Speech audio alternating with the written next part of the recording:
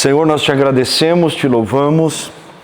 Obrigado pelo privilégio de estarmos aqui nesta terceira aula do curso teológico. Toma as nossas vidas, fala conosco, dá-nos, Senhor Deus, sabedoria, graça, um coração disposto a aprender de Ti, mas se aproximar de Ti cada dia mais, amando Tua palavra e amando as coisas que são do Senhor. Assim nós oramos e Te agradecemos em o nome de Jesus. Amém. Amém, meus amados. Lição de número 3, página de número 111. Página de número 111. E a lição é a lição de número 3. Hoje estaremos aprendendo sobre os atributos de Deus.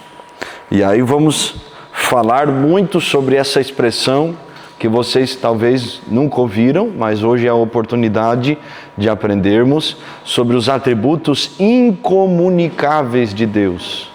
E hoje nós vamos entender o que é isso. E vai ser uma bênção em nome de Jesus.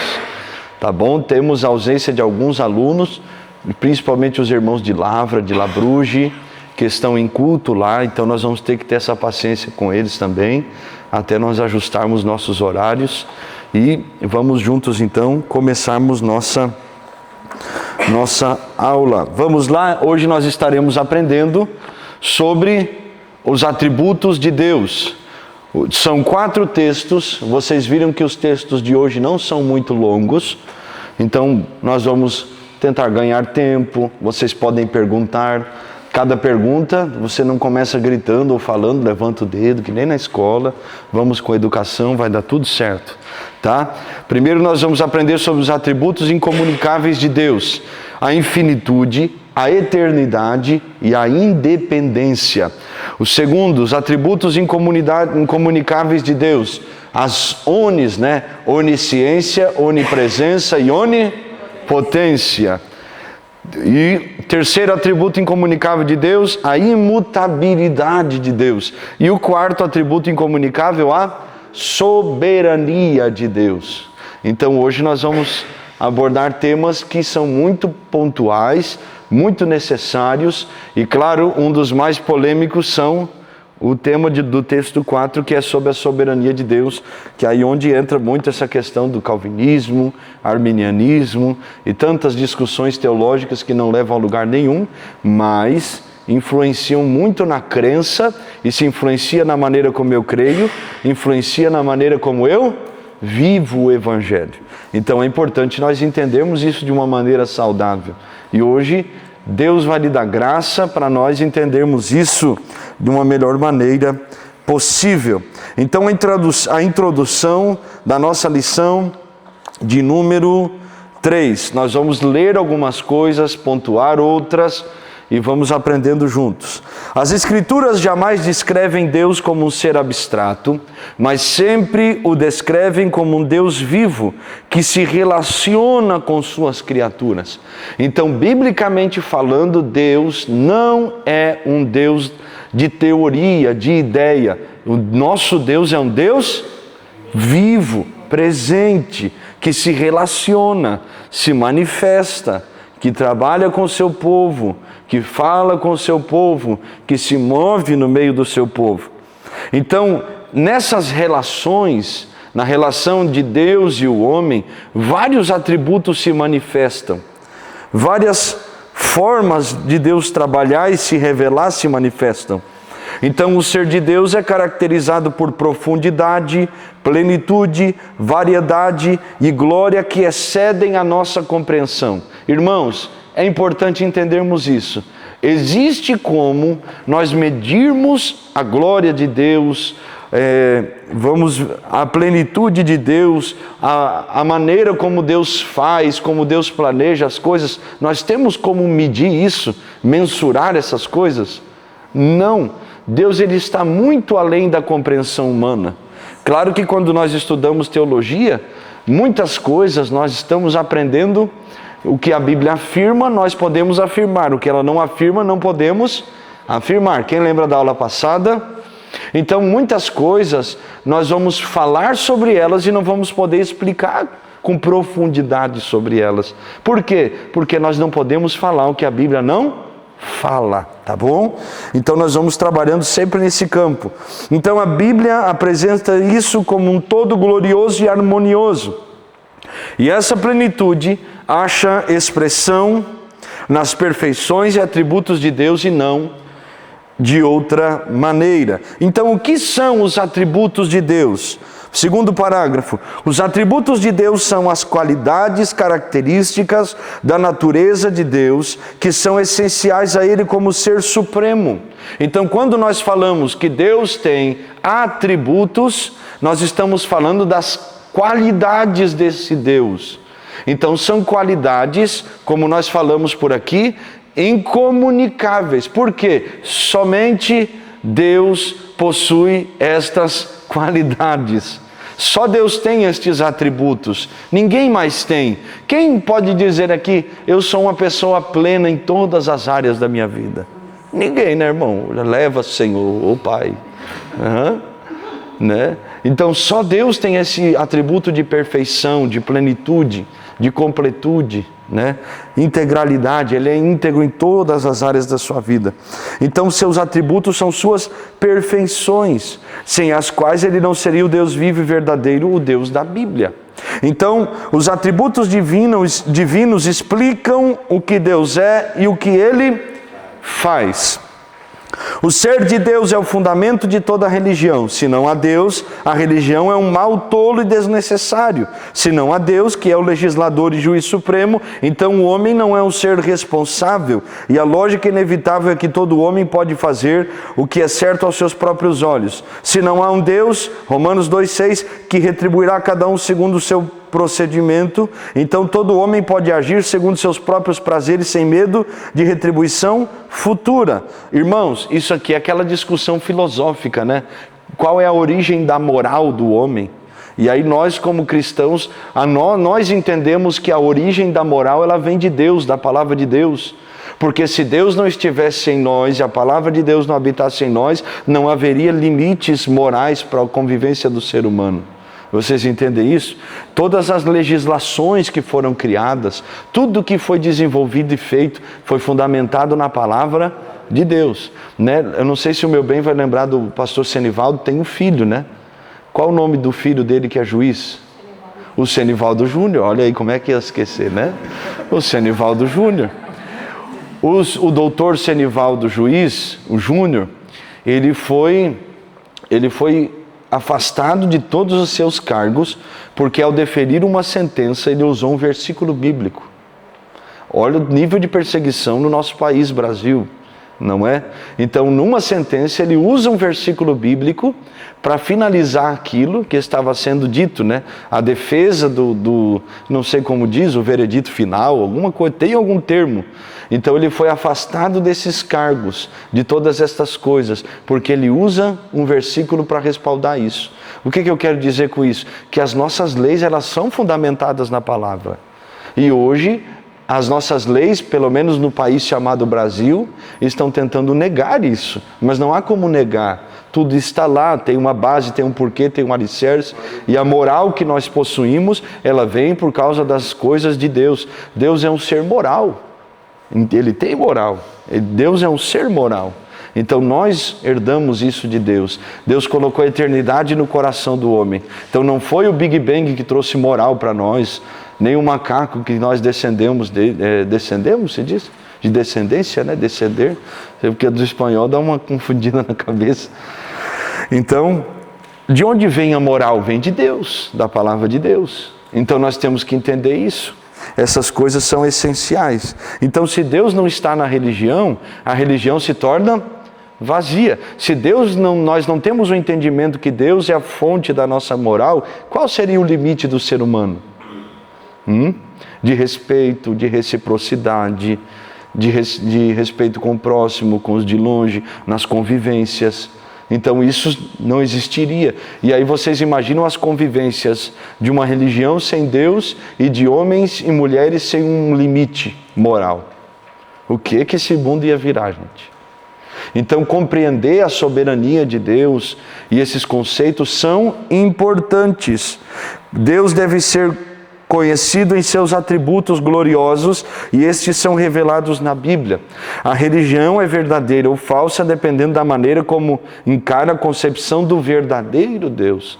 E aqui onde nós fundamentamos o que é heresia, o que é seita e o que é bíblico, através desse tipo de crença. Então é importante estudarmos os atributos de Deus, porque isso, nós vamos aprender o porquê devemos estudar os atributos de Deus. Porque nós devemos conhecer os atributos de Deus. Em primeiro lugar, porque nos livra de erros doutrinários. Então, hoje, por exemplo, muitos grupos rejeitam a doutrina do castigo eterno, objetando que ela é incompatível com o amor e a misericórdia de Deus. O teísmo aberto nega a onisciência e a onipotência de Deus. Ao estudarmos os atributos de Deus, veremos que o Deus da Bíblia é um Deus amoroso, justo, que sabe todas as coisas e que tem poder sobre todas as coisas. Eu não sei se o meu bem vai lembrar, meu bem está aqui hoje, estou emocionado, né? Mas eu fui pregar numa vigília de jovens uma vez. Isso que ano foi? 2017, 2018? Lá na cidade abençoada de Anápolis, perto do presídio. Lembra disso? Não vou detalhar muito, que senão a gente revela quem são as pessoas, tá? Mas antes de eu pregar, pregou um outro pastor. E ele tinha uma vertente de crença muito diferente da nossa. Então ele pregou para os adolescentes e jovens sobre o inferno. E o que ele afirmou a respeito do inferno? Que o inferno não existe. Que o inferno é um conceito moral para colocar medo nas pessoas, irmã Denise. Então imagina o apartamento que alugou na cabeça daqueles meninos. E aí vai eu pregar depois. E o tema não tinha nada a ver, o tema da vigília era o Espírito Santo. Nada a ver. Aí ele pregou sobre o inferno, trouxe um monte de conceito teológico para um monte de jovem adolescente. Aí vai eu na pregação, refutei tudo aquilo que ele já tinha ido embora, em vez de ficar ali também para escutar. E ainda Deus teve misericórdia, não sei se tu lembra, e batizou gente com o Espírito Santo. Foi uma coisa do céu ainda. Então, mas olha a confusão a respeito dessas coisas. Então, o que nós estamos falando sobre a importância de nós estudarmos sobre os atributos de Deus é por causa justamente desses erros doutrinários. Negar o castigo eterno, negar o inferno, dizer que o inferno não existe, que as pessoas vão adormecer, e tem religiões que ensinam isso, tá bom? Outra coisa, quando estudamos os atributos de Deus, entendemos a visão correta da pessoa de Deus. Então é importante nós estudarmos isso. O Deus popular das multidões, da mídia, é muito diferente do Deus da Bíblia, né? Olha os ditados que nós temos. A voz do povo é a voz de Deus. Biblicamente isso é verdade ou é mentira? Eresébias, diz o irmão. É mentira, gente. Então nós temos uma visão de Deus, uma visão cultural de Deus muito distante da realidade bíblica. E como nós interpretamos isso da maneira correta? Quando nós compreendemos, irmão Tiago, os atributos de Deus. E aí daqui a pouco nós vamos falar sobre esses atributos. O terceiro motivo pelo qual devemos estudar os atributos de Deus, porque inspira humildade e reverência. Irmãos, nós nunca mais vamos, depois de estudarmos sobre os atributos de Deus, vamos cultuar da mesma maneira. Por quê? Nós vamos ter a consciência de quem Deus é, do quão importante é o momento que nós estamos aqui, do quão importante é o momento de lermos a palavra de Deus, de nós orarmos a Deus, de vivermos uma vida consagrada ao Senhor. Então, quando nós entendemos isso, nós nos quebrantamos na presença de Deus. Eu tenho o costume de orar, né? Tem gente que ora e diz: amantíssimo Deus e eterno Pai, santo e soberano. Eu gosto de orar e eu gosto de reconhecer os atributos de Deus na oração. Eu dobro o meu joelho, eu não começo pedindo nada. Eu começo dizendo: Senhor, eu me dobro porque eu reconheço, Tu é maior que eu. O Senhor é soberano, o Senhor é santo. E eu me humilho por quê? Porque eu reconheço que eu preciso de Ti, hoje mais que ontem, e amanhã mais que hoje. Então, essas coisas, elas surgem quando nós entendemos os atributos de Deus, tá bom? Não vai dando uma vontade de estudar isso, né? A gente vai falando sobre essas coisas. Então, inspira humildade e reverência. Quando Jó teve uma visão real de Deus, ele exclamou, Jó 42:6, por isso eu me abomino e me arrependo no pó e na cinza. Lembra, tem outros exemplos aqui, Isaías 6:5, ele vai dizer, ai de mim, que sou um homem pecador e habito no meio de um povo de lábios impuros, e os meus olhos viram o Rei, o Senhor dos exércitos. Vocês perceberam que quem se aproxima de Deus e entende Deus, ou entende os atributos de Deus, se humilha na presença de Deus? Então, vocês perceberam quanto falta às vezes a gente entender isso? Porque tem crente que entra na presença de Deus exaltadinho, irmão. Ontem eu falei um pouquinho sobre isso no culto de estudo aqui. Como se fosse a última bolachinha do pacote. Né? A última Coca-Cola do deserto. Como se Deus precisasse de nós. Miseriqueima. Não é? Então, quando nós entendemos os atributos de Deus, nos aproximamos com humildade, com reverência. Ele é o Senhor. Quem nós somos? Os servos do Senhor. Então, a humildade é o resultado de nos ocuparmos com todos os atributos de Deus, até os mais difíceis de entender, os mais duros, como a justiça, santidade e poder. Atualmente as pessoas só têm a visão do amor de Deus, mas negligenciam a justiça. Por isso há tão pouco temor e reverência a Deus hoje. Então vocês viram como desequilibrou, né? Antigamente se pregava muito sobre a justiça de Deus, mas havia temor. Então depois se levanta uma nova geração que quer pregar sobre o amor. E não é errado. Só que qual é o erro? O erro são os dois extremos, de não se pregar as duas coisas ao mesmo tempo. O nosso Deus é amor, mas Ele não deixa de ser justo. O nosso Deus é justo, mas Ele não deixa de amar. Então essas duas coisas devem andar juntas. Eu sei que nós temos um estilo, que nós somos denominados pentecostais clássicos, porque nós cremos nos dons, cremos na palavra de Deus como nosso manual de regra, fé e prática. Só que nós cremos que tudo que Deus faz está na palavra. Então a fonte dos pentecostais clássicos são a palavra. Depois tem os pentecostais, que são os que já puxam para uma outra vertente, e os neopentecostais, que aí já vem aqueles rituais, objetos e tantas coisas estranhas, como uma irmã uma vez que colocou uma, não sei, eu vou falar, vai gravar mesmo, a irmã me colocou como é que é, eu vou falar bem gaúcho, um trilheiro de sal na porta de casa, né? Disse que era para espantar os demônios. Digo, irmã, chutei o sal, digo que espanta os demônios é o nome de Jesus, minha irmã, toma jeito em nome do Senhor. E aí ela começou a rir, digo, não acredito, né? Ou cheguei uma vez para fazer uma visita, tinha uma rosa vermelha em cima da geladeira da casa da irmã. Eu digo, irmão, o marido da senhora lhe abençoou com a rosa? Não, pastor, isso aqui é para absorver as energias negativas, malignas, toda a inveja. Eu digo, que macumba evangélica é essa? Então isso vem do neopentecostalismo, tá bom? Doutrina da prosperidade, paternidade, tantas outras coisas vêm de lá, e depois nós vamos estudar sobre isso. Sim. Sim, pode, não há problema. Tu era neopentecostal. Não, infelizmente nesse momento eu estava desviada, mas Deus já me estava a puxar de volta, graças a Deus, porque foi pouquinho antes de eu voltar para cá. Mas eu vivia com uma menina, que nomeadamente ela é católica, e um dia virou-se, tanto para mim como para ela, as coisas não estavam a correr bem assim na nossa vida, não é? E ela virou-se, vamos para a canela. Vamos pôr pó de canela na porta, porque isso espanta-os. As coisas más, né? Faz as coisas más. Eu, não vai pôr canela na porta. Está repreendido. E ela foi lá e pôs canela. Eu, queres ver o que é que vai fazer sair as coisas más da nossa vida? Eu abri a porta e disse assim, está amarrado em nome de Jesus. Toda a seta do inimigo que está aqui dentro sai agora. Oh. Pastor, foi passado um dia ou dois. apareceu um rapaz do quarto, ou seja, aquilo era um corredor e tinha vários quartos, era misto, não é? Era como se fosse uma residência. O rapaz do quarto ao lado apareceu endemoniado. Olha aí. 1 ou 2 dias depois. Experiência, é Deus que guarda. A colega virou-se para mim e falou: meu Deus do céu, não era canela, não.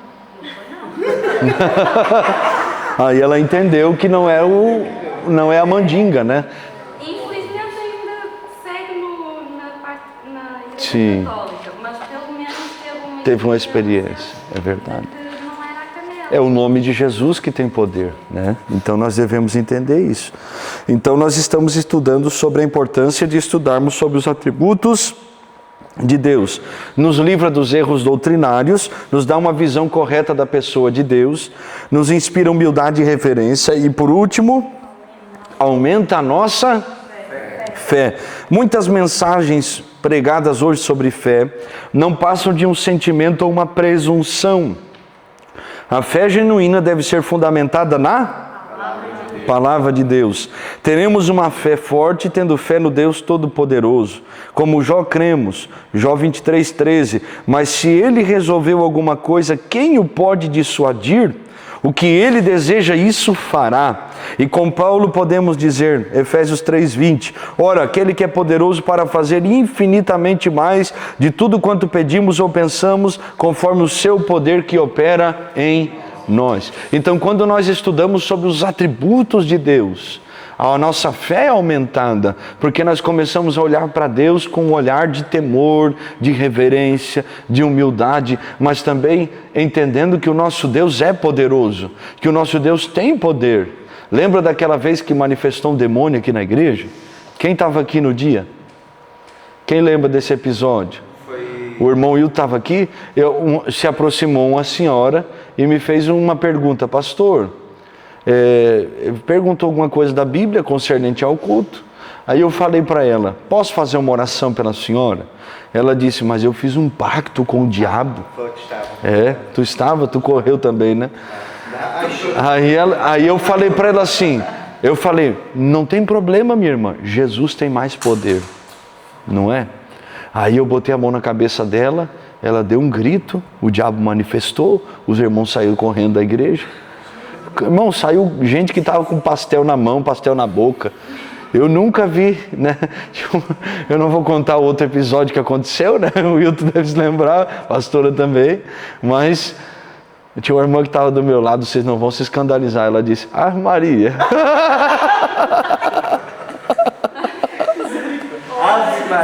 E saiu correndo, meu povo.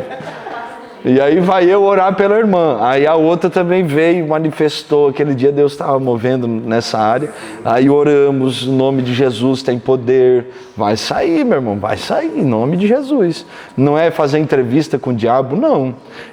É entender, o nosso Deus tem poder. Eu não expulso na minha força, não, é na autoridade do nome de Jesus. E aí a gente não fica entrevistando demônio, fazendo pergunta de onde vens, para onde vais, quem tu és. Não, irmão, sai em nome de Jesus, vai-se embora, tá bom? Sim, meu amado irmão. Pastor, só acrescentando algo, nesse sentido de entrevistar demônios, mas há situações que o próprio Deus permite. Quando Deus revela. Pois, isso. Eu já vivi uma experiência dentro de um presídio, a pregar, e eu expulsando o demônio e não saía. E eu perguntei: Deus, eu estou em pecado, o que é que está acontecendo comigo? E o Senhor falou: não, eu quero que você fale com ele. E Deus permitiu fazer algumas perguntas para quem estava, que estavam os policiais, tudo, e permitiu ir ali. Quando eu expulsei, que depois que eu falei, e expulsei, ele saiu. Tá, mas aí são casos muito específicos. Por que eu afirmo isso?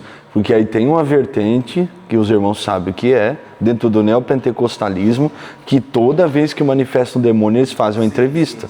Por exemplo, lembra da experiência que nós tivemos? Que o demônio só saiu porque Deus revelou o que era, onde foi feito, tudo.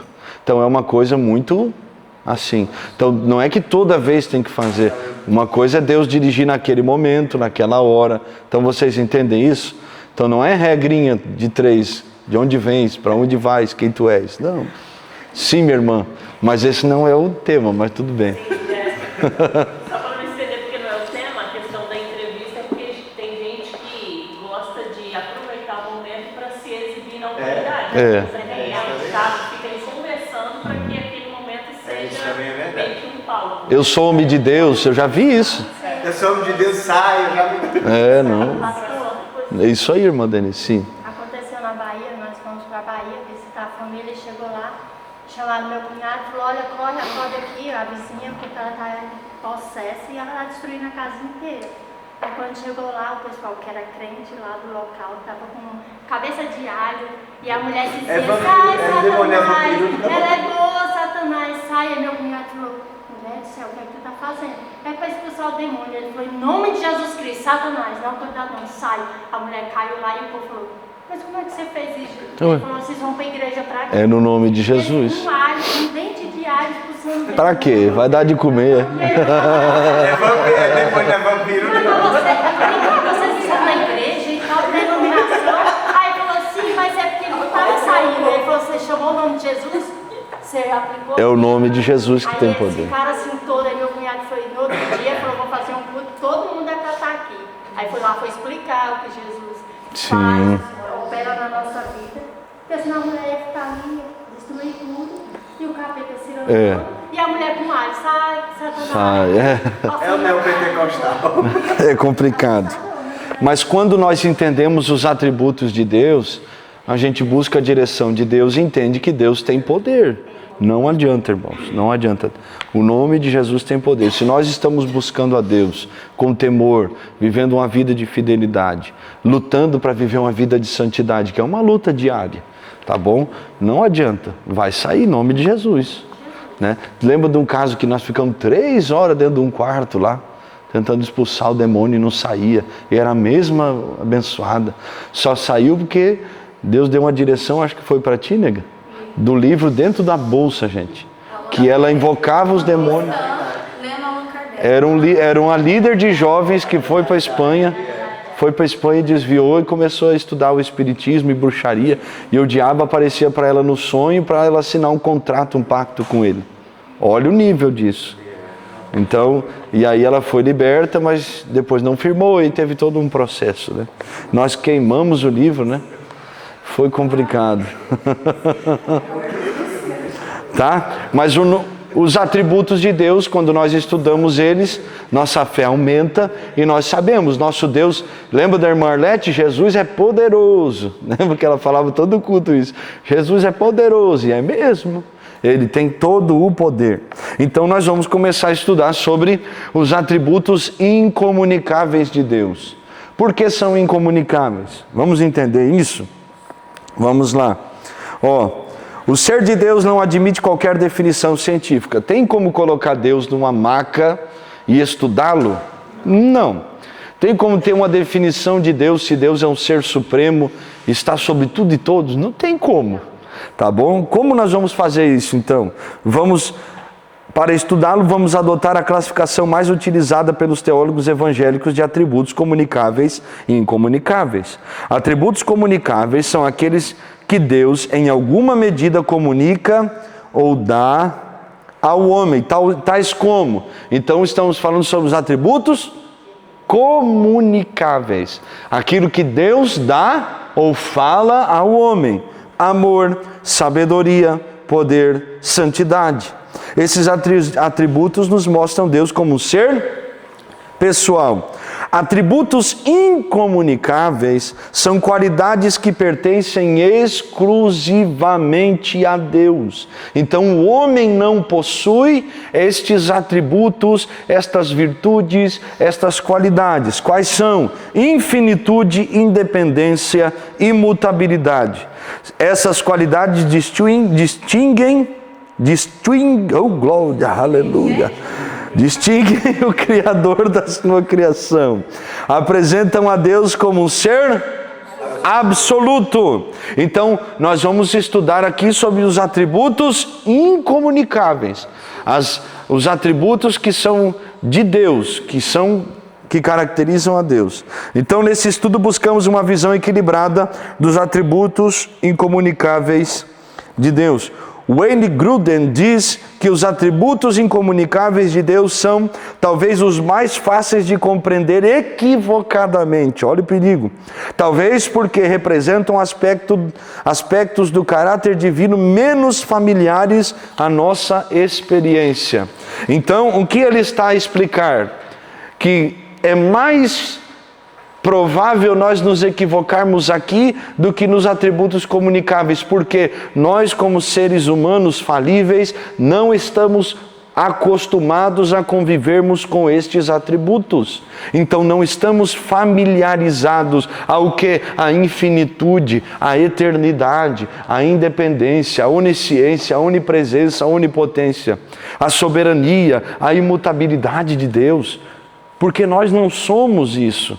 Não temos isso, entende, meus amados irmãos? Então, há grande chance de nos equivocarmos a respeito dessas coisas. Então, por isso, estudamos sempre com equilíbrio. Então, vamos aprender um pouco sobre estes atributos incomunicáveis.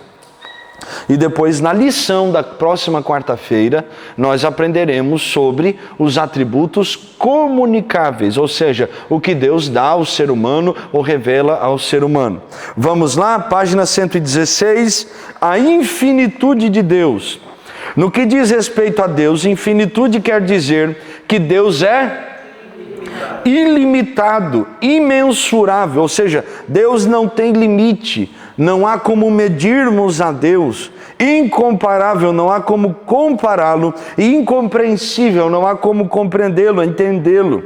Deus é tão grande que em comparação a Ele, Daniel 4,35, todos os moradores da terra são por Ele reputados em nada, e segundo a sua vontade Ele opera com o exército do céu e os moradores da terra. Não há quem lhe possa deter a mão, nem lhe dizer que fazes.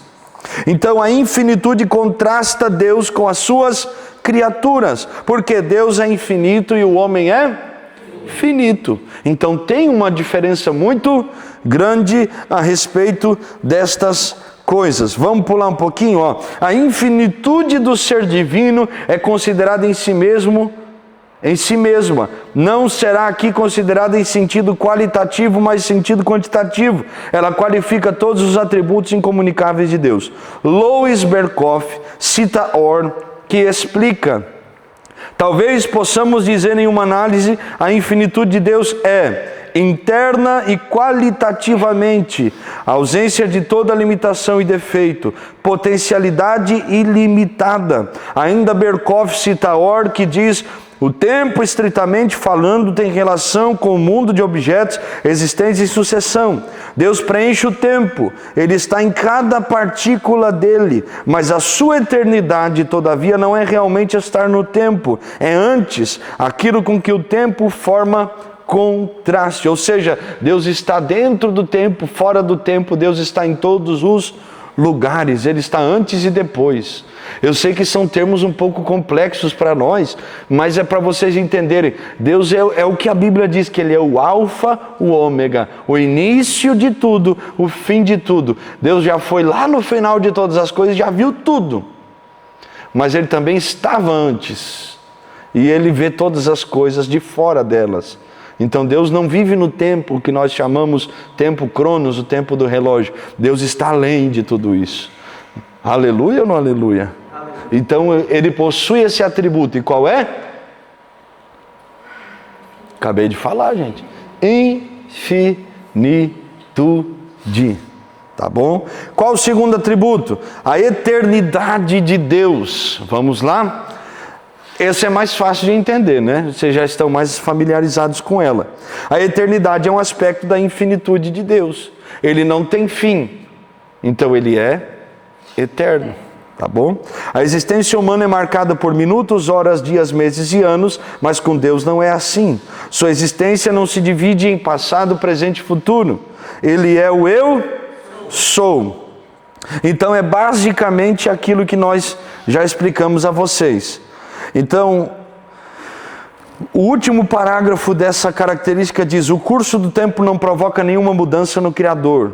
Quem não tem começo, naturalmente nunca terá fim. Apocalipse 22:3. Eu sou o alfa e o ômega, o primeiro e o último, o princípio e o fim. Então o tempo não afeta Deus. Deus está na eternidade, além do tempo. Vamos lá? Dentro da eternidade de Deus, o conhecimento de Deus é eterno também.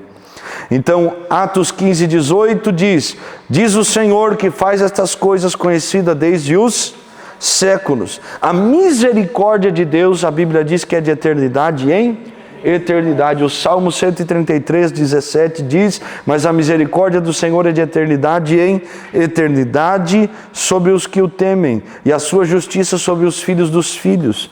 Os propósitos de Deus são eternos, Efésios 3:11. O amor de Deus é eterno, Jeremias 31:3. E o poder de Deus é eterno, Romanos 1:20.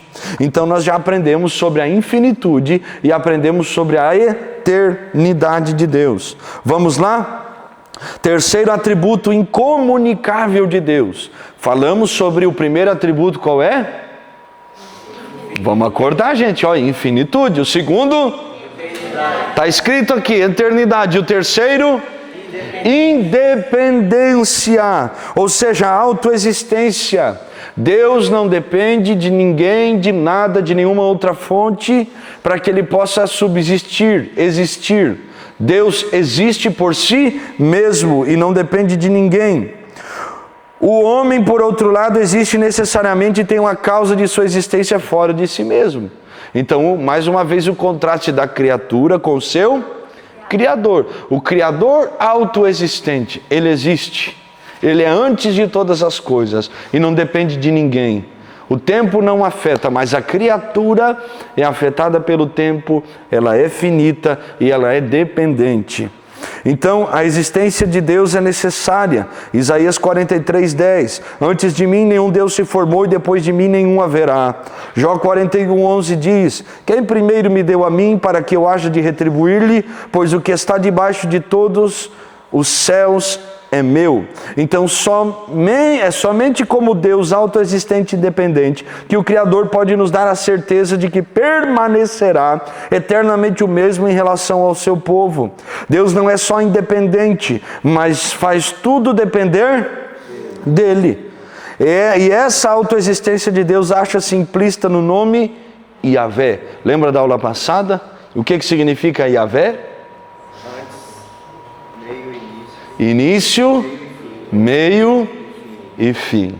Lembra? Na verdade, aquele que era, aquele que é e aquele que há de vir. Yahvé, né? Que aí é o tetagrama com as vogais, aí tem toda aquela questão que nós já estudamos, tá bom? Porque no hebraico não existe vogal, então eles acrescentaram vogais para dar uma pronúncia, até porque o nome de Deus a verdadeira pronúncia se tornou desconhecida porque eles não queriam tomar o nome do Senhor Deus em vão. Então se perdeu a verdadeira pronúncia, né? Porque antes era o tetagrama, então tire as vogais do Yahvé, vai ficar uma coisa assim, Yahvé, como se fosse um sopro. Então essa pronúncia se perde, mas depois por causa das transliterações, aí se acrescenta as vogais, só para nós entendermos isso no nosso idioma também, tá bom? Mais ou menos, tá bom? Eu lembrei até daquele meme, mais ou menos, misericórdia. Olha aí, ó, o irmão Chaves, tá bom? Então Deus é autossuficiente. Então Deus é essencialmente santo. Estamos falando da independência de Deus.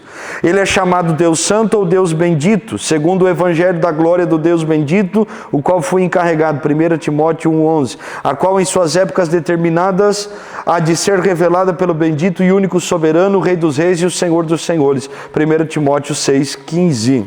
Então, aí, Deus é essencialmente santo. A felicidade de Deus não pode aumentar nem diminuir. O pecado recebe sua reprovação, mas não destrói sua felicidade. A justiça em suas criaturas morais pode receber sua aprovação, mas não soma nada para sua felicidade essencial e glória. A felicidade de Deus descansa em duas verdades. Primeira, não há conflito moral em Deus. Grande é o Senhor, nosso e muito poderoso. O seu entendimento não se pode mentir. Resumindo, Deus está em paz consigo mesmo. Deus não está em conflito. Há harmonia em seus atributos. E a segunda coisa, segunda verdade, Deus não tem qualquer limitação. Os recursos de Deus nunca acabam. Oh, aleluia! Que coisa do céu, né? O Senhor dos Exércitos não conhece crise. Deus não tem plano B, pois os seus propósitos são eternos. E aqui nós falamos sobre isso. Deus não tem qualquer limitação. Não existe limites para Deus. Não existe limite para Deus. Deus é maravilhoso. A última frase diz: somos limitados e restritos em nós mesmos, estamos limitados ao tempo, mas Deus é o Pai da eternidade. Josué precisava de tempo para vencer a batalha e Deus prolongou o dia para ele. Josué 10:12. Irmãos, isso aqui foi provado até cientificamente, que houve um dia na terra que durou mais tempo que os demais. Tá? E tem muita coisa dentro da arqueologia bíblica, o estudo científico dessas coisas, que comprovam muitas verdades bíblicas. Tá bom? Eu tinha um livro que falava só sobre as provas arqueológicas da Bíblia, né? O que a arqueologia comprovou que a Bíblia estava certa. Era um livro mais ou menos dessa grossura assim. Onde é que está esse livro, né? Lá no Brasil? Misericórdia. Já está na casa de alguém então. Está enfeitando a biblioteca de alguém, com certeza. Então, nós aprendemos estamos a estudar sobre os atributos incomunicáveis de Deus. Só que existem só esses três: infinitude, eternidade e independência? Não, tem mais, não tem? Aquilo que nós chamamos do omni, né? Onisciência. O que é onisciência? Oni, tudo. Ciência, conhecimento. Aquele que tem todo o conhecimento. Onipresença, está em todos os lugares. E a onipotência, como no latim, né? Onipotência, tem todo o poder. Então é importante nós aprendermos sobre isso. E já vamos ver por quê. Em nossos dias, a heresia do teísmo aberto. O que é o teísmo aberto? Aquilo que o Richard Rice, lá em 1980, vai criar. Aquele abençoado que não tinha o que fazer, foi criar a heresia para nós. Ganha adeptos continuamente no Brasil, tá bom? O que essa teologia ensina? Ela nega a onisciência, a onipresença e a onipotência de Deus, ensinando que Deus conhece o futuro, mas não completamente. Que Deus é esse? E vai ganhando adeptos. É um Deus limitado. Então essa vertente teológica, da teologia aberta, ou liberal, depende a expressão, ela ensina o quê? Que o nosso Deus, ele é limitado ao tempo, ao momento. Deus não tem o pleno conhecimento. Então é importante vocês saberem, porque existe muita gente que tem esses tipos de crença e não tem a consciência do que é. Não sabe o porquê crer daquela maneira, mas aprendeu. Então, se prega o Evangelho, mas na hora do ensino dos fundamentos teológicos do Evangelho, se falha nessa área. Então nós estamos estudando sobre os atributos incomunicáveis. E não há como nós crermos em Deus e não cremos que Deus está em todo lugar, não cremos que Deus tem todo o poder e que não sabe de todas as coisas. Misericórdia. Vamos lá? Então esse teísmo aberto ensina que Deus não pode saber de algo que ainda não existe, o futuro, e que também o Senhor se esvazia da sua soberania, onipotência e onipresença para se relacionar com o homem. Então isso está ensinando que Deus não conhece o futuro, ou seja, Ele não tem esses atributos incomunicáveis, as omnis, onisciência, onipresença e onipotência, e quando se relaciona com o homem, Ele se esvazia desses atributos. Tá? Assim, a grande verdade dos atributos de Deus nesses tempos de pós-modernismo precisa ser outra vez reafirmada. Vamos lá, a onisciência de Deus. A onisciência de Deus, segundo a Bíblia, pode ser definida assim: Deus conhece plenamente a si mesmo e todas as coisas reais e possíveis num ato simples e eterno. A onisciência de Deus é inerente, Deus jamais necessitou aprender alguma coisa, perfeita, não precisa de aperfeiçoamento, perscrutadora, penetra até mesmo no interior da natureza humana, antecipada, futuro e passado são como presente, universal, todas as coisas estão diante dos olhos de Deus. Deus conhece plenamente a si mesmo, Deus sabe de tudo e conhece a si mesmo. E Deus conhece todas as coisas possíveis. Isso tudo em resumo ao que é a onisciência de Deus. Ainda assim, Deus, conhecendo todas as coisas possíveis, conhece todas as coisas em um ato simples. Então Ele sabe de tudo. Deus sabe simultaneamente de todas as coisas. Por exemplo, imaginemos que todos nós estamos dentro das nossas casas e falemos cada um dentro das nossas casas num assunto diferente no mesmo horário. Será que Deus teria dificuldade de entender o que cada um está falando dentro da sua casa no mesmo horário, ainda que os assuntos sejam diferentes? Vocês entendem esse exemplo? Deus, Ele é tão poderoso na sua onisciência que Ele saberia o que cada um está a dizer dentro das suas casas, ainda que fosse no mesmo horário, e Ele entenderia todas as coisas dentro do nosso mundo, nossa perspectiva, nossa maneira de ver, e nos conheceria por dentro e por fora, e veria todas as casas do mundo sem se confundir com nenhum assunto. Vocês imaginam nós, homens, que quando falamos em 2 assuntos já dá um problema. Todo poderoso, né? No filme fica doido. Então, só para vocês entenderem isso, gente, que loucura. Tem como compreender essas coisas? Não há como compreender essas coisas. Então Deus, Ele sabe de todas as coisas ao mesmo tempo. Tem um quadrinho escrito aqui, saiba mais. Vamos lá? Pergunta que nos faz pensar. Sendo onisciente, como Deus pode prometer esquecer os nossos pecados?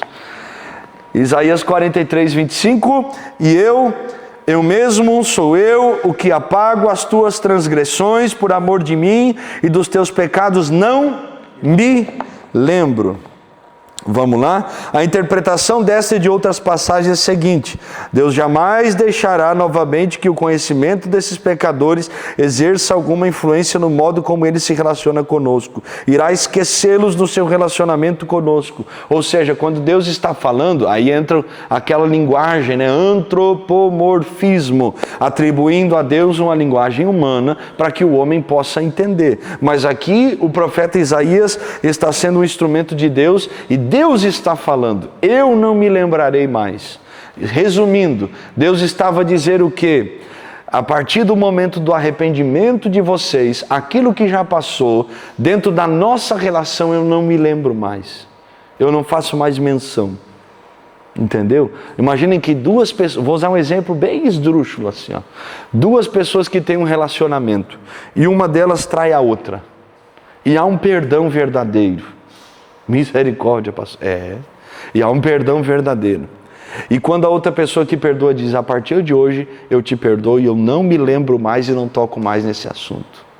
Aquele assunto que foi perdoado e tratado não afeta mais o nosso relacionamento. E ela faz isso. Então, quando nós falamos sobre isso aqui, nós estamos explicando mais ou menos dessa maneira para vocês entenderem como a misericórdia de Deus, ela alcança as nossas vidas. E como o Senhor é maravilhoso conosco, não é? Tudo aquilo que nós fizemos e que nos arrependemos, e de fato nos arrependemos, Ele nos perdoa e Ele não lança mais no nosso rosto, não é? Cadê os casados aqui? Quem já brigou, diga amém. Amém. Amém. Todo mundo briga, né, neguinha? Ô glória, tem que dar uma brigadinha, né, meu bem? Para ter a reconciliação, ô glória. E aí às vezes a gente traz um assunto lá do tempo do Arco da Velha, lá de Barbacena, para dentro do relacionamento, não é? E porque no ano 1500, quando eu lhe conheci, tu não era assim, tu não tinha essa barriga. Aí começa, né, Carlos? Ô glória! Cadê a irmã Ivone? Não veio? Tá aí a irmã Ivone? Né, irmã Ivone? Ô glória! É bênção. E aí, só que no relacionamento com Deus, Deus diz, eu não me lembrarei mais. Meu Deus, que coisa maravilhosa, não é? Irmã Ivone, deixa Deus ministrar aí. Por isso é que é um atributo. Por isso que é um atributo de Deus, tá? Mas nós estamos a tirar uma dúvida a respeito de Isaías 43, 25, tá bom? Encontro de casais, nós vamos fazer um retiro abençoado em nome de Jesus. Não, mas o do perdão, Deus dá graça, né, irmã? Não, perdão, não estou falando do perdão. Não. Estou falando de não lembrar mais. Sim, sim, sim. Mas amém não. Amém. Amém. Então nós falamos sobre a onisciência. Vamos lá? Onipresença. Então vimos no texto anterior a infinitude de Deus no que diz respeito ao espaço. Isso inclui sua imensidade e onipresença. Não se trata de atributos distintos, mas de um só, visto de perspectivas diferentes. Irmão, olha que coisa doida isso. A imensidão de Deus é a infinitude do seu ser, visualizada como pertencente à sua natureza desde a eternidade. Meu Deus do céu. Ele enche a imensidão com a sua presença. Imagina, quando nós falamos de onipresença de Deus, lembra que nós temos a terra, aí nós temos, vamos lá, me ajude aí mais ou menos, temos a Via Láctea, temos as galáxias, depois que mais além das galáxias? Existem outras e outras galáxias, não tem? Quando nós falamos sobre essa imensidão e que Deus preenche todo o espaço, é porque Deus preenche todo o espaço. Tudo Deus vê, Deus sabe, Deus está. Ele é onipresente. Oh, glória a Deus. Vamos lá? Então, assim como Deus não é limitado ao tempo, Ele também não é limitado pelo espaço. O tempo não afeta a Deus e o espaço também não interfere o manifestar-se de Deus. Por isso essa característica da natureza é chamada onipresença. O prefixo latino omni significa tudo. Deus é o Senhor do espaço. Charles Hodge, eu tenho um livro desse camarada aqui, nos lembra que a onipresença não significa mera presença e conhecimento e poder, mas sim a onipresença da essência divina. Do contrário, a essência de Deus seria limitada. Deus está presente em todos os lugares, como vemos na criação e na providência. Então Deus está em todos os lugares. Vamos lá, o crente e a onipresença. E a relação de Deus onipresente com o crente? A onipresença de Deus nos dá a certeza de que não estamos sozinhos. Enche os crentes de esperança de que o Senhor nos vê, conhece-nos e nos garante a sua proteção. Charnock disse que Ele enche o inferno com sua severidade, os céus com a sua glória e o seu povo com a sua graça. Meu Deus, eu vou até sublinhar isso aqui, ó. É muita glória.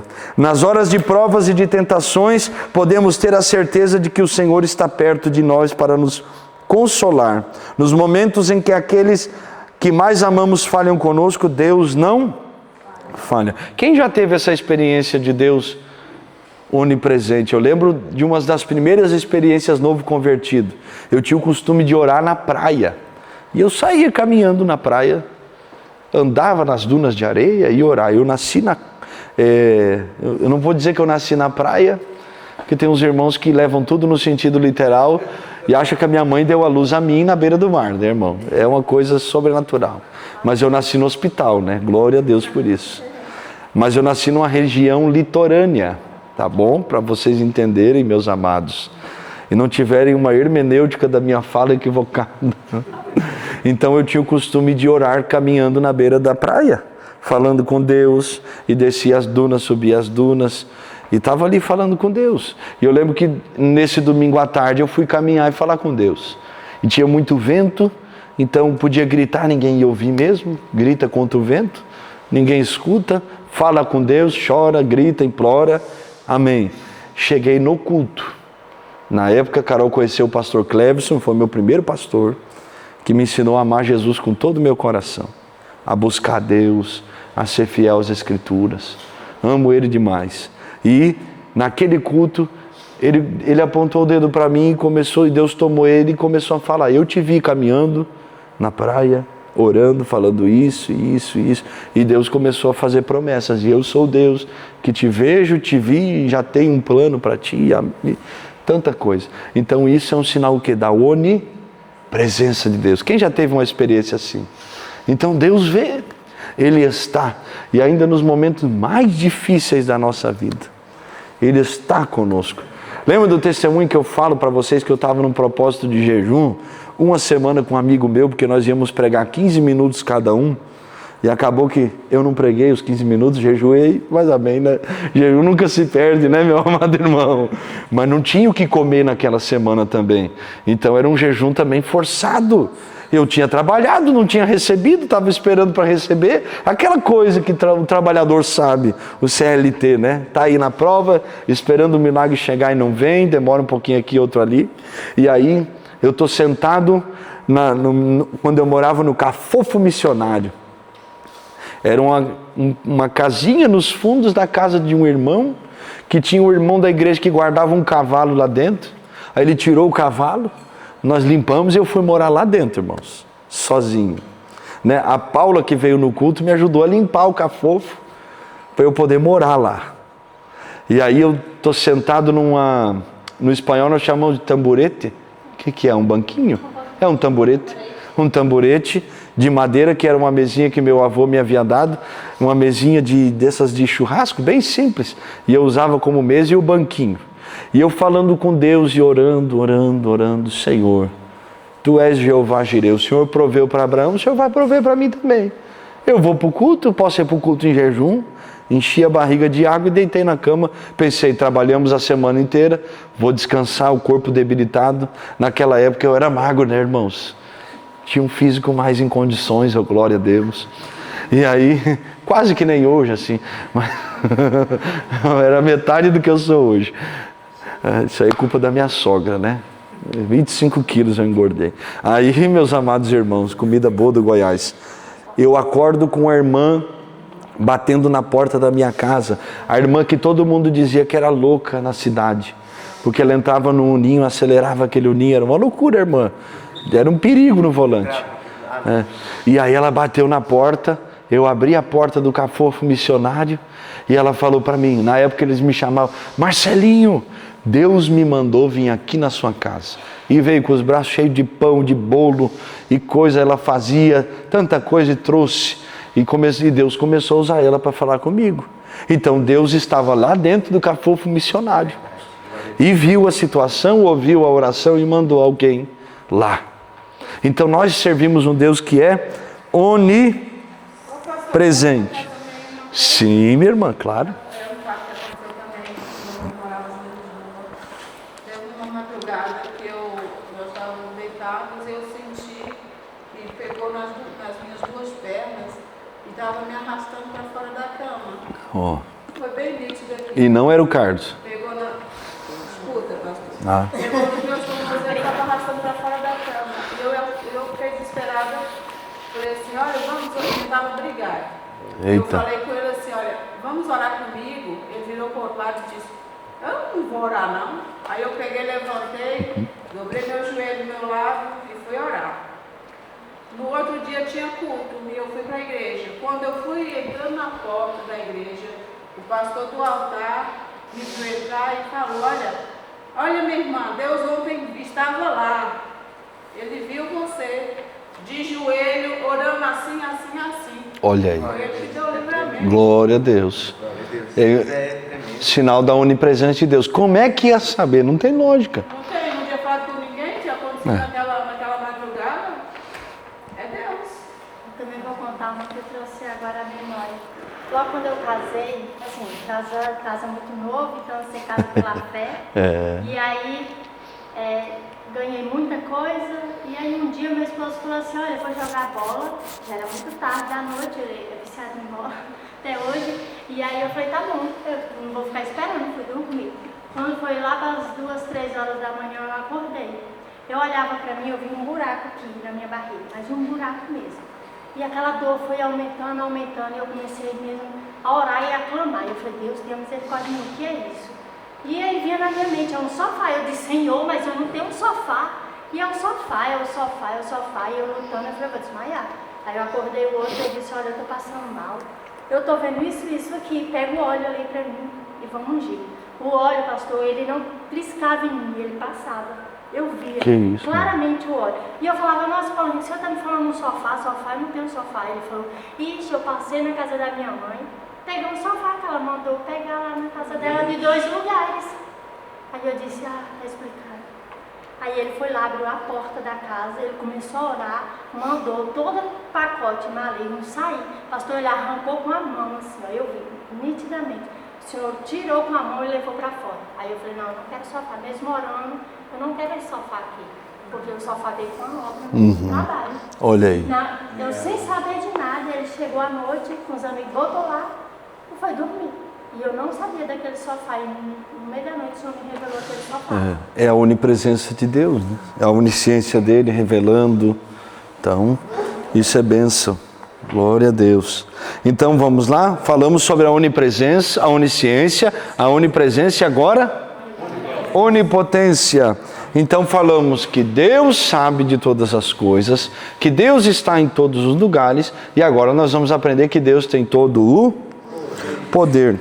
Então, o poder do ser humano é muito estreito. O homem possui limites extremos, precisa se esforçar, empregando meios para alcançar seus objetivos. Como diz Charles Hodge, para Deus os meios são desnecessários. Ele quer e é feito. Disse ele, haja luz e houve luz. Ele, mediante uma volição, ou seja, uma decisão, uma vontade, criou os céus e a terra. Na volição de Cristo, os ventos cessaram e houve grande bonança. Mediante um ato de vontade, ele curou o enfermo, abriu os olhos do cego e ressuscitou o morto. Esta simples ideia da onipotência de Deus, de que ele pode fazer o esforço mediante sua decisão, vontade, volição, tudo o que quer, é a ideia de poder mais elevada e mais claramente apresentada nas Escrituras. Então nós, por exemplo, eu quero daqui ir para o Brasil, né? Também quer ir? Né? Muita gente quer. Então nós temos que entrar num avião, comprar uma passagem, entrar num avião, ir até o porto, ir até Lisboa, pegar um avião, levar as malas, tudo isso. Deus não precisa disso. Deus não precisa desses meios. Os irmãos entenderam? Ele não está limitado a isso, ele tem todo o poder. Quem é que vai dizer para Deus, compra uma passagem, Senhor? Não existe isso, meu irmão. Ele é o dono de tudo, ele já está lá. É um exemplo, né? Só para nós entendermos. Ele não está limitado a estas coisas que nós somos limitados. Entendeu? Então foi isso que nós lemos. Jesus está dentro do barco, o vento se levanta, ele olha para o vento e diz, vento se aquieta, mar se acalme. Em meu nome, só faltou dizer, em meu nome, em nome de Jesus, está tudo resolvido. Entendeu? Diz o irmão, Jesus, em nome de Jesus. Me ajuda. Então, vocês entendem isso? O poder de Deus é ilimitado. Nós somos limitados a estas coisas, mas Deus não é. Muitos perguntam se Deus é mesmo poderoso para fazer tudo quanto pretende. Se estiver de acordo com seus propósitos por meio de seus decretos, que nós já estudamos sobre isso, ele demonstra que realmente tem capacidade de realizar tudo quanto deseja. O poder ilimitado do único e verdadeiro Deus jamais será resistido, impedido ou anulado pelo ser humano. Então Deus é ilimitado. Por exemplo, você trabalha, se desgasta, nós vamos envelhecendo, não tem jeito. Diz uma irmã, eu nunca vou envelhecer, pastor. Eu digo, sim, minha irmã, misericórdia. Vamos ver daqui uns anos, né? Não tem como, mas Deus não envelhece. Deus não está limitado a essas coisas. Vamos estudar sobre outros atributos incomunicáveis de Deus? A imutabilidade de Deus. E vocês vão ver que eu vou correr um pouquinho, tá? Para nós terminarmos. Atributos incomunicáveis de Deus, a imutabilidade. O que é imutabilidade? Está no próprio nome. Deus não muda. Malaquias 3,6, porque eu, o Senhor, não mudo, por isso vós, os filhos de Jacó, não sois consumidos. Salmo 102, 27, mas tu és sempre o mesmo, a tua vida não tem fim. Tiago 1,17, não há variação nem sombra de mudança em Deus. Se Deus pudesse mudar, toda a teologia cristã ruiria. A cosmovisão cristã desmoronaria, porque a fé, a teologia, a esperança e o conhecimento da igreja descansam na convicção de que Deus é uma pessoa imutável, infinitamente veraz em seu ser e em seus atributos, propósitos e promessas. Então, isso é importante, resumindo. Se Deus não fosse imutável, nós não poderíamos crer, por exemplo, que Ele é independente, que Ele é eterno, que Ele é infinito. Então uma coisa complementa a outra. Dentro da imutabilidade, Deus é infinito e pessoal. Ou seja, Ele não tem fim. Ele não é sujeito a nenhuma das limitações que nós humanos e toda a criação temos diante de nós. O Senhor é bem maior que qualquer coisa que tenha criado. Porém, Deus é uma pessoa, portanto, pode relacionar-se conosco também como pessoa, ainda que possua um atributo de eternidade. Deus também é imutável em sua natureza. Tiago 1,17: toda boa dádiva e todo dom perfeito são lá do alto, descendo do Pai das luzes, em quem não pode existir variação ou sombra de mudança. Então Deus não pode mudar para pior, porque Ele é essencialmente e eternamente santo. Deus não pode mudar para melhor, porque Ele já é santo e perfeito. Então, mais uma vez, o tempo não traz mudança, qualquer mudança no eterno. O autoexistente, o autossuficiente não envelhece, não se cansa. Isaías 40, 28. Não sabes, não ouviste que o eterno Deus, o Senhor, o Criador dos fins da terra, nem se cansa e nem se fatiga? Não se pode esquadrinhar o seu entendimento. Esse é o nosso Deus, meus amados irmãos. Além disso, Deus é imutável em seus atributos. Além de Ele mesmo ser imutável, os seus atributos também não mudam. Ele continua sendo onisciente, Ele continua sendo onipresente, Ele continua sendo onipotente, Ele continua sendo infinito, eterno e independente. Ele não muda, tá bom? Deus é imutável em seus decretos. Os propósitos de Deus são imutáveis e eternos. Ele não toma nenhuma decisão nova, nem mesmo nenhum decreto novo, pois as suas deliberações são desde a eternidade. Os propósitos de Deus não podem ser frustrados. E aí, mais uma vez, o quadro cinza, só para esclarecer algumas dúvidas. A Bíblia ensina que Deus muda de ideia. Se falarmos que Deus é imutável nos seus propósitos, ficamos no mínimo intrigados diante de passagens bíblicas em que Deus julgaria seu povo, mas depois, por causa do seu arrependimento ou orações ou ambos, não condena como dissera fazer. Esses exemplos vemos a bem-sucedida intercessão de Moisés em favor de Israel para evitar o juízo e destruição, o acréscimo de 15 anos de vida ao rei Ezequias e o fato de Deus não destruir Nínive depois do seu arrependimento. Não seriam esses casos mudanças dos planos de Deus?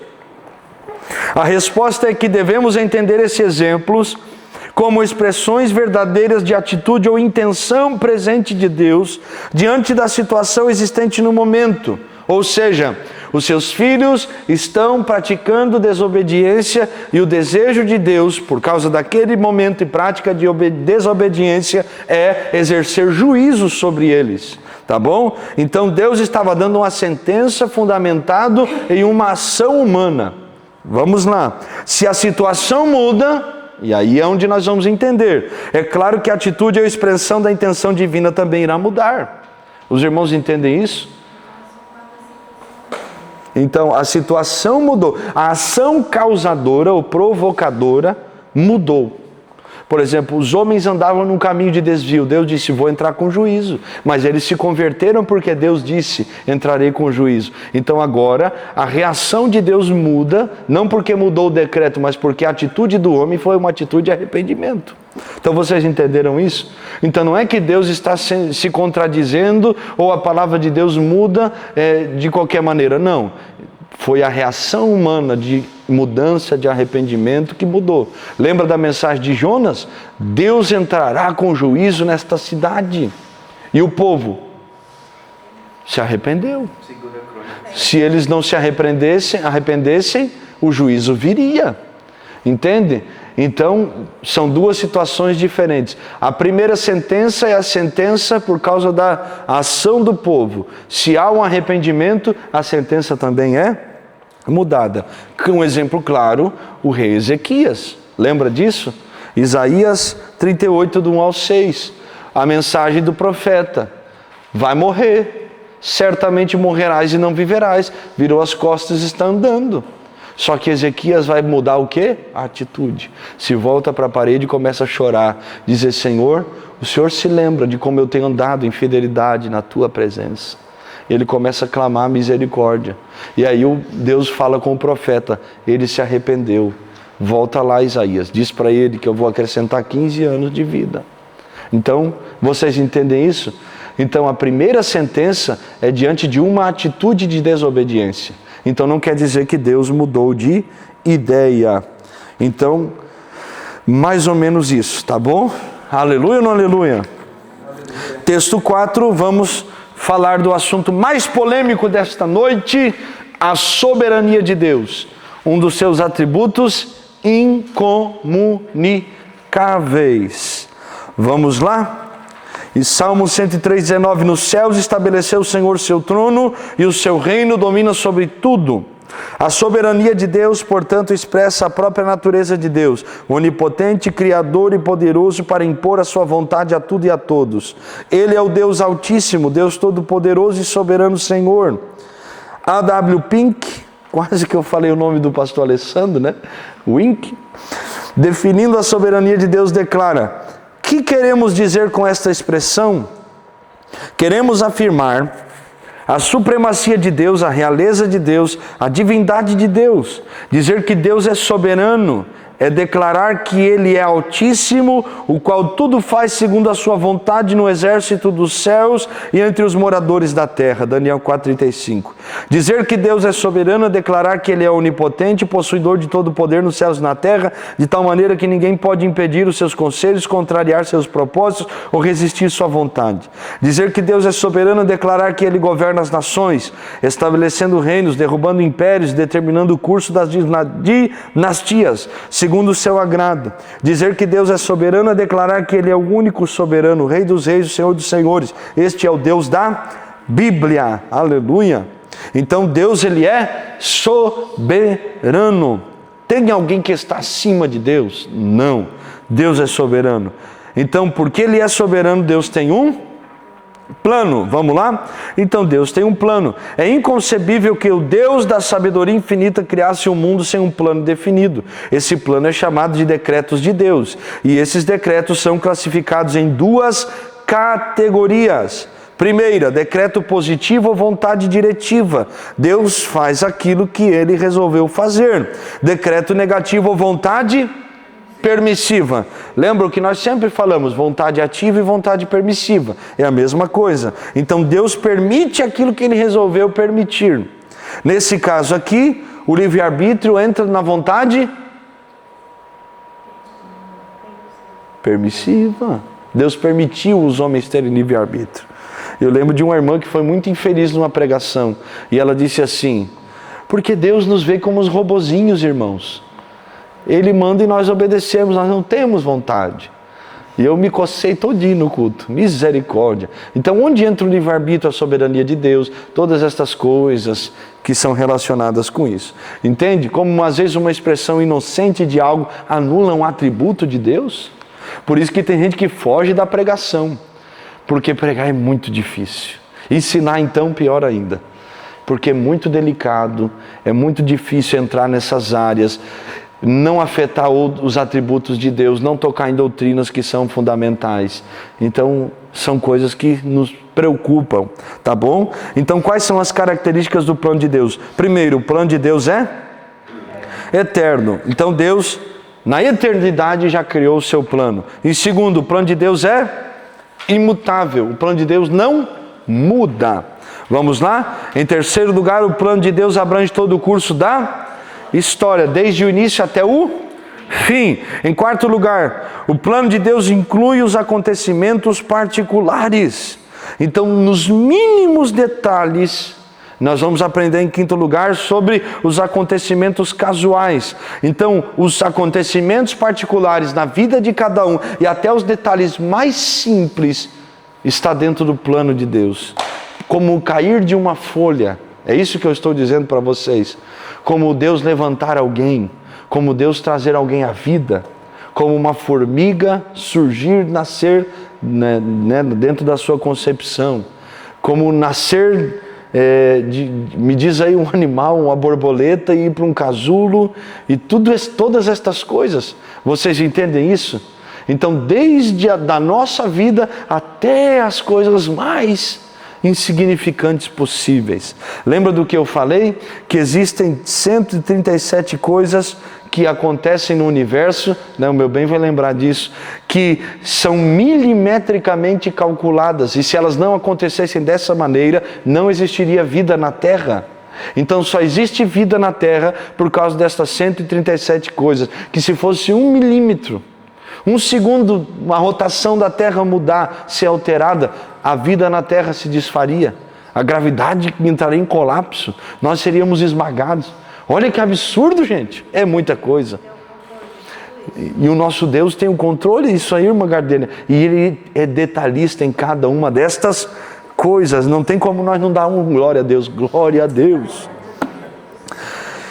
No plano de Deus, até os atos maus são controlados de modo que redundem em bem. Gênesis 50, 20, né? Vós, na verdade, intentastes o mal contra mim, porém Deus tornou mal em bem para fazer como verdes agora, que se conserve muita gente em vida. Então, até o que é ruim, Deus converte em bom, porque está dentro do plano dele.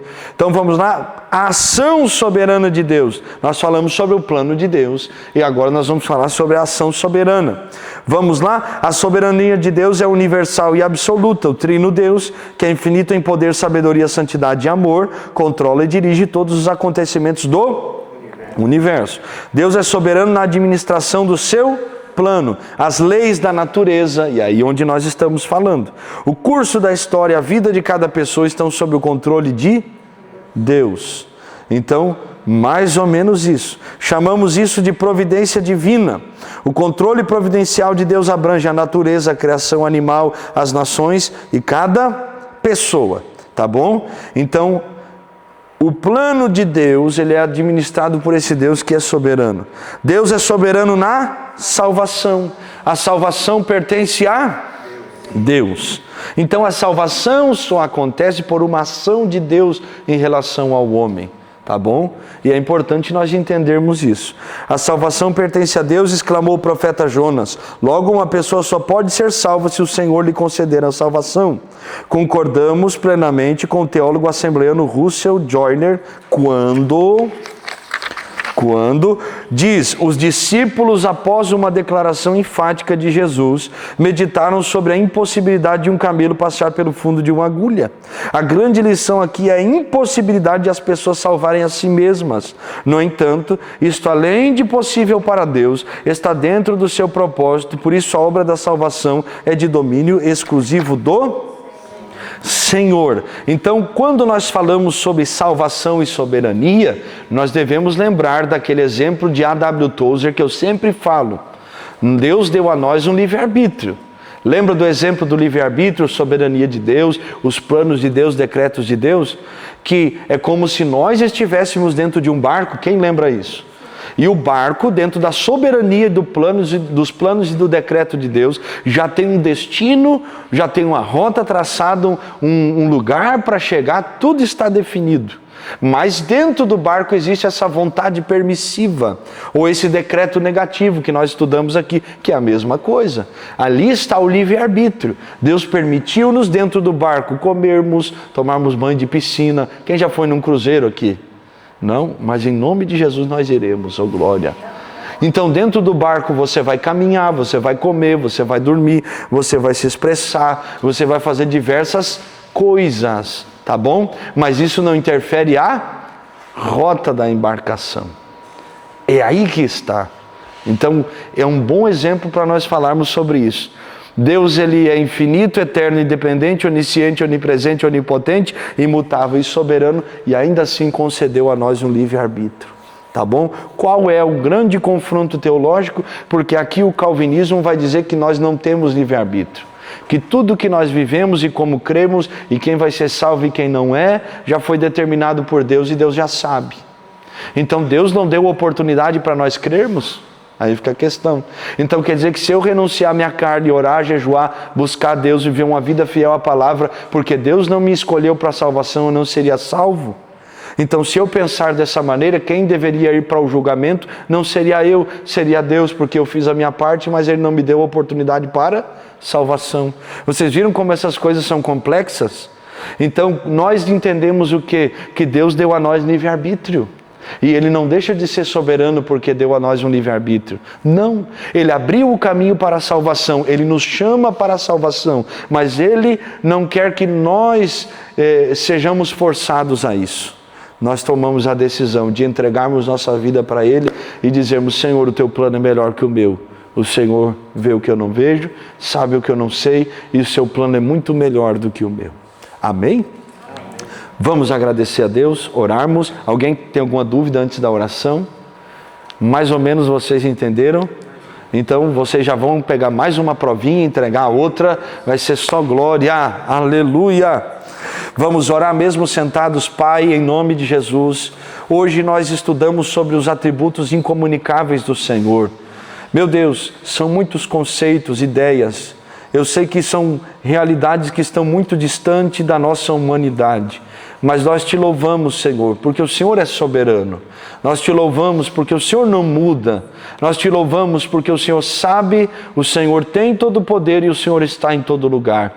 Muito obrigado por não desistir de nós e por nos capacitar cada dia debaixo da Tua graça. Muito obrigado, Senhor Deus, por tudo, pela Tua vontade e pelo Teu plano. Pela Tua vontade que, segundo a Tua palavra, que diz que é boa, agradável e perfeita. Muito obrigado. Assim nós agradecemos e te louvamos em o nome de Jesus. Amém. Amém. Deus abençoe a todos. Em nome de Jesus.